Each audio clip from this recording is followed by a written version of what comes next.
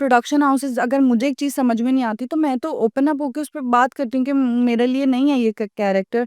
तो वो अंडरस्टैंड करते हैं कि ठीक है, आपका पॉइंट ऑफ व्यू है ये। अभी मैंने कुछ स्क्रिप्ट्स पे मना किया, तो क्योंकि मुझे लगा कि वो मेरे लिए भी नहीं है, अभी इस एज में मेरे लिए वो भी नहीं है, ठीक है।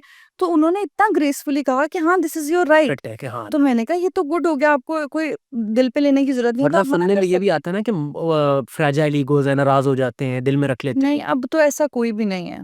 आपको ऐसा कभी नहीं हुआ फेस करना पड़ा हो नहीं, लेकिन ना कुछ चाहिए और नाराज हो? नहीं, ऐसे नहीं कोई नाराज़ हुआ, लेकिन हाँ, कुछ ऐसी बातों पे नाराज़ हुए कि जो मैंने नहीं कही थी कभी भी, उन पर उन्होंने कहा कि ओह! अच्छा, हमारे सुनने में आया है कि ये बोला गया है। और आपने कभी नहीं कही थी? मैंने मैंने उनसे रिलेटेड कभी नहीं कही थी, लाइक किसी प्रोडक्शन हाउस से रिलेटेड या किसी उस कंसर्न बंदे से रिलेटेड।